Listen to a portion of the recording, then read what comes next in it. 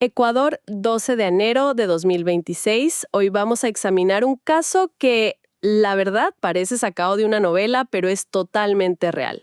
Hablamos de una batalla legal por cientos de hectáreas de tierra que dejó a un ministerio del Estado atrapado entre dos sentencias judiciales, bueno, imposibles de cumplir. Y veremos cómo la Corte Constitucional tuvo que intervenir para desenredar este nudo, las serias implicaciones éticas para los jueces, para los abogados involucrados. Y al final vamos a contrastar todo esto con el marco técnico, o sea, cómo deberían funcionar las cosas en realidad. Muy bien, vamos a desglosar esto. Todo empieza en el cantón Palenque, en Los Ríos, con un predio enorme conocido como la Hacienda Jesús María.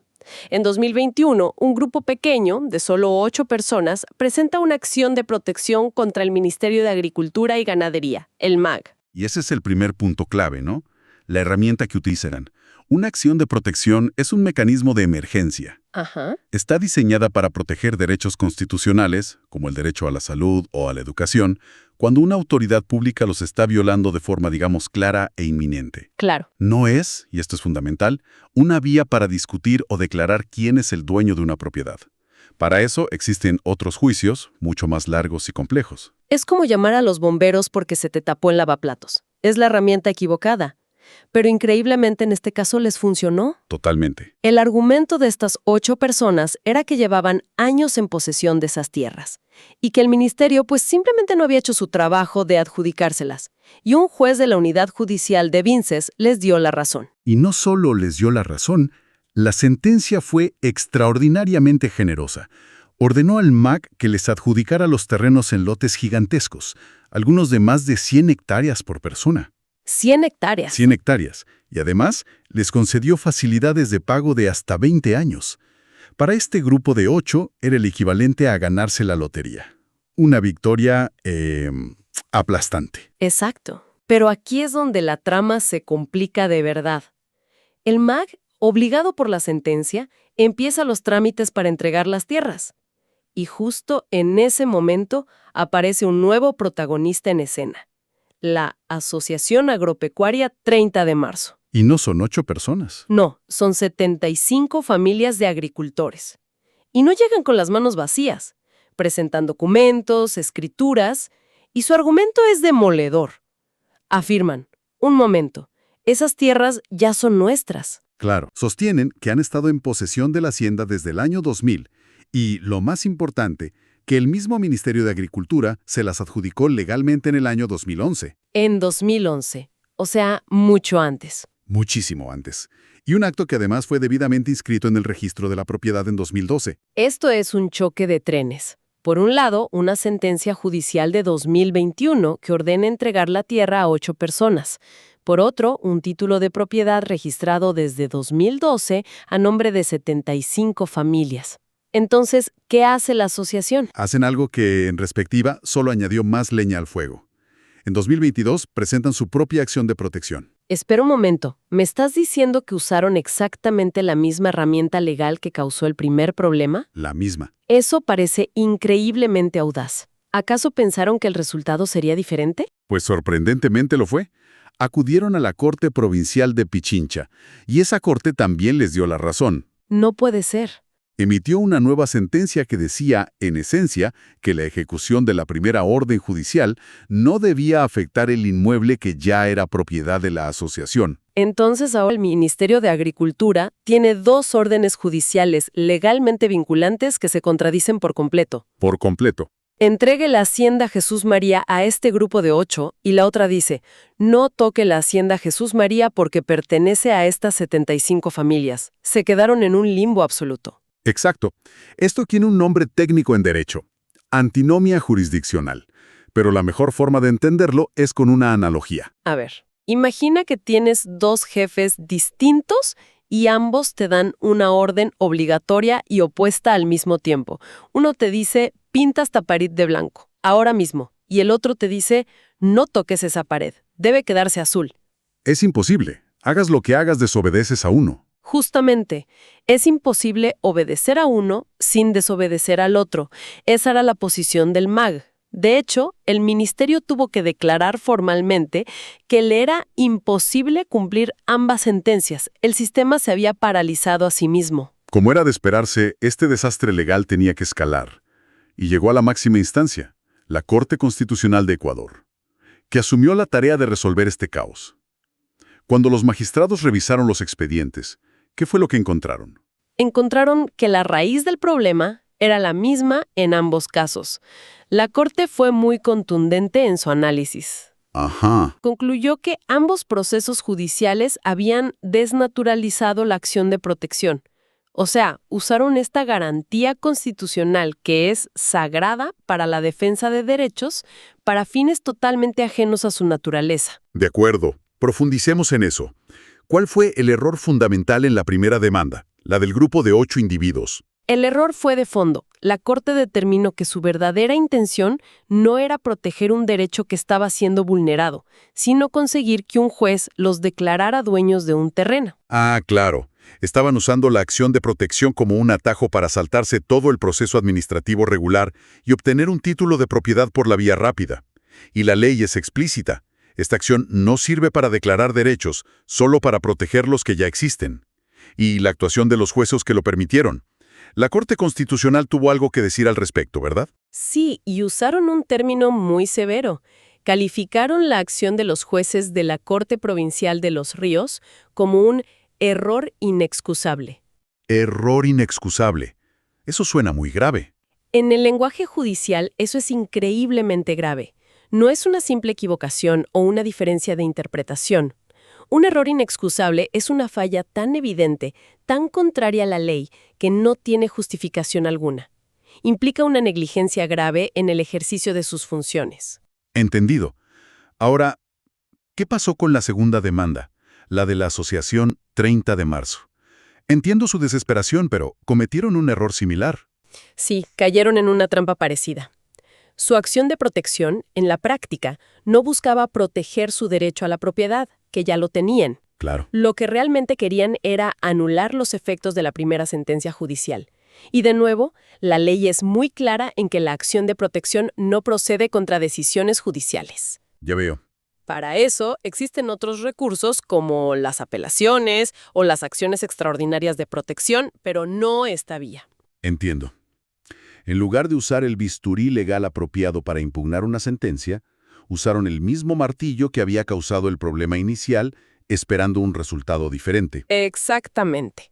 Y por lo tanto, la Corte Constitucional también calificó la actuación de los jueces de la Corte Provincial de Pichincha como error inexcusable. O sea, 2 errores graves. 2 errores graves de 2 cortes distintas que crearon un nudo gordiano. Esto nos muestra que usar la herramienta legal incorrecta, por muy buenas que sean las intenciones, no solo es ineficaz, sino que puede generar un caos sistémico. Y la Corte no se quedó solo en anular las sentencias y señalar los errores de los jueces. También puso el foco en los profesionales que iniciaron todo esto, los abogados. Así es, la sentencia es muy explícita. Identifica a los abogados de ambas partes por su nombre, Valeria Leonor Rojas Carvajal y Manuel Eloy Maldonado Arce, y concluye que sus acciones encajan en la figura legal de abuso del derecho. ¿Abuso del derecho? Eso suena serio. ¿Qué significa en la práctica? Lo es. Significa que usaste una herramienta legal legítima, como la acción de protección, pero para un propósito torcido. Ajá. Y no permite, o para perjudicar a otros. Es como usar la libertad de expresión para difamar. Entiendo. La Corte básicamente les dijo a los abogados, ustedes sabían perfectamente que esta herramienta no era para esto, y remitió los expedientes al Consejo de la Judicatura para que investigue y determine las sanciones. Todo este lío con los jueces y abogados te hace pensar en la ética profesional, ¿no? No es solo un error técnico, se siente como una falla fundamental en la responsabilidad de los actores del sistema de justicia. Y curiosamente, parece que este es un tema que está en el aire en otras instituciones también. Es una conexión muy pertinente. Justo por estas fechas, vemos que el Tribunal Contencioso Electoral emitió un nuevo código de ética para sus funcionarios. Y cuando la lees, los principios parecen escritos pensando en este caso. A ver. Define valores como la honradez, descrita como rectitud de ánimo e integridad en el actuar, o la lealtad institucional. Lealtad institucional. Ese es interesante. En este caso, la lealtad de los jueces no debería ser con las partes que tienen enfrente, sino con la Constitución y con la coherencia del sistema legal. Correcto. Precisamente. Pero hay una prohibición en ese código de ética que es aún más directa. Prohíbe explícitamente atribuirse funciones que no le correspondan. Justo lo que pasó aquí. Exacto. Es una de las críticas centrales de la Corte Constitucional. Al declarar la propiedad de un bien a través de una acción de protección, esos jueces se atribuyeron una competencia que por esa vía no tenían, invadiendo las funciones que le corresponden al Poder Ejecutivo, específicamente al Ministerio de Agricultura. Hemos dedicado bastante tiempo a analizar cómo se rompió el sistema. Creo que vale la pena dar un paso atrás y ver cómo se supone que debe funcionar. En los documentos de hoy también encontramos varias ordenanzas municipales de cantones como Carlos Julio Arosemena Tola y Puerto Quito, que nos dan un mapa claro del proceso correcto. Y este contraste es fundamental. Estas ordenanzas son el manual de instrucciones que se ignoró por completo. Detallan con precisión todo el proceso burocrático y técnico. Oficial y metódico de todos los bienes inmuebles de un municipio. Es la base de todo. También establecen una distinción que fue el origen de la confusión en el caso de la hacienda, ¿no es así? Sí, una distinción crucial, la diferencia entre dominio y posesión. El dominio es la propiedad legal, la que está inscrita en el registro de la propiedad y te da el derecho absoluto sobre el bien. Y la posesión es solo... La posesión, en cambio, es simplemente la tenencia física de la cosa. Puedes estar en posesión de algo sin ser el dueño legal.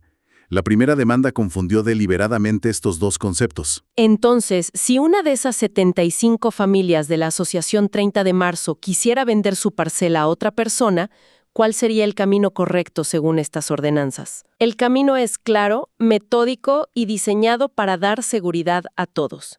Primero, necesitarían una minuta redactada por un abogado. Luego, certificados del municipio que demuestren que no deben impuestos prediales. ¿Ok? Después, pagar el impuesto de alcabala, que es el tributo por la transferencia de dominio. Finalmente, con todos esos papeles, van a una notaría para elevarlo a escritura pública. Y, el paso más importante, inscribir esa escritura en el registro de la propiedad. ¿Y solo ahí? Solo en ese momento la transferencia es legal y oponible a terceros. Es un proceso con muchos pasos, pero cada uno es un filtro de seguridad para garantizar que todo sea legal y transparente. Todo este enredo judicial se habría evitado si se hubiera seguido ese camino. Sin duda. El catastro y el registro de la propiedad son las instituciones diseñadas para dar certeza jurídica, no las sentencias de protección usadas de forma anómala. Lo que hicieron en el caso de la Hacienda Jesús María fue, digamos, intentar construir un edificio sin planos ni cimientos, y el resultado, como vimos, fue el colapso. Entonces, si unimos todas las piezas, ¿qué nos deja esta historia? Empezó como una simple disputa por un terreno y terminó exponiendo grietas muy profundas en el sistema de justicia. Nos deja una lección sobre la inmensa responsabilidad que tienen los jueces y abogados. Cuando las herramientas legales se usan de manera incorrecta, sea por ignorancia, negligencia o mala fe, el daño es enorme. Claro. No solo se perjudica a las partes directamente involucradas, como las 75 familias que vieron su propiedad amenazada. Se puede paralizar a una institución entera del Estado, como le pasó al MAG. Y lo más grave de todo, se erosiona la confianza del público en que la justicia es un sistema predecible, coherente y justo. Y parece que la historia aún no ha terminado. La decisión de la Corte Constitucional, aunque pone orden, deja una puerta abierta que es, cuanto menos, inquietante. Sí, en su parte final, la sentencia dice que deja a salvo las acciones legales que terceras personas pudieran emprender si hubieran realizado negocios sobre el predio basándose en las sentencias ahora anuladas. Pensemos en eso por un momento. Con las sentencias originales ahora invalidadas y calificadas de error inexcusable, ¿qué pasa si una persona, actuando de buena fe, le compró un lote de tierra a uno de los 8 individuos del primer grupo, creyendo que la sentencia era válida? O si un banco le dio un crédito a la asociación usando la tierra como garantía, basándose en la segunda sentencia. Ahora, todo eso está en el aire. La batalla por la Hacienda Jesús María podría no haber terminado. Quizás solo estamos entrando en un capítulo nuevo y aún más enrevesado.